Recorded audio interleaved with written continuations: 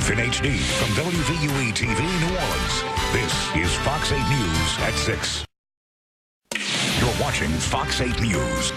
6:41 now. This summer heat can be unbearable for just about anybody, but diabetics face a greater risk of dehydration, heat exhaustion, and possible hospitalization in the summer. And nurse Linnea Savoy is here with tips on how diabetics can stay safe during the hottest summer months. And Linnea, thank you so much for joining us this morning. This could be very serious for a diabetic. Most certainly could, yes. Diabetics are more prone to dehydration, yeah.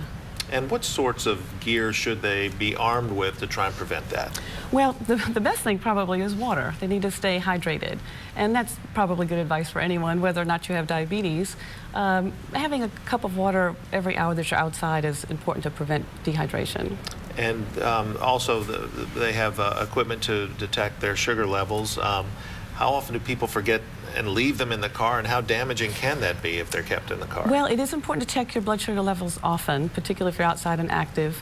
And if they leave them in the car while they're out sightseeing or what have you, the meter and the strips can be affected by the heat, particularly the humidity in our area. So it can affect the readings.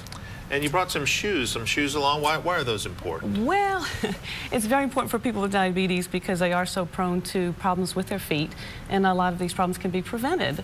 I see an awful lot of people with the flip-flops these days, and that's not a good choice for people with diabetes. Doesn't give much protection for your foot, and it can actually cause some blistering or irritation. Still better than going barefoot, I would imagine. Much better than yes. going barefoot in the hot sand or the cement. Yes, exactly. And you would say, is this a better shoe, a better option? Well, what's nice about this is actually a water shoe, and this can be worn at the beach if you're walking along in the water, so you don't get cut by a shell or a piece of glass or something like that. And I mean, that could just be doubly dangerous if something like that happens. They would be much more susceptible to a serious wound, should they be. Exactly. People with diabetes don't heal very well, and even worse, they might not feel the cut, so they could go for quite some time without realizing they have an injury. Brought some snacks along too, Linnea. What are some good snacks for diabetics to carry with them at all times? Well, fruit's always good. Lower carbohydrate, low fat type snack is good. There are some commercially prepared products that people can have. Peanut butter crackers or a granola bar, low fat granola bar is good, particularly if you're not sure when that next meal's coming if you're out traveling. What are some other common mistakes that diabetics tend to make in the heat of the summer that they should try and avoid? Well, I think it's really important that if they're on insulin, to make sure that their insulin stays cool. If the insulin gets too hot, it's ineffective.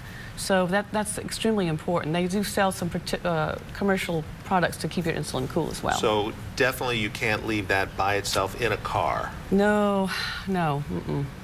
And so with so much gear, a backpack's a good idea, and just keep it with you at all times. Backpack's a good idea to have all your supplies with you. Make sure you have your products to keep you from or treating a low blood sugar, but particularly if you're traveling, you want to have your things with you if you're on the airplane so that you don't get separated from it in baggage.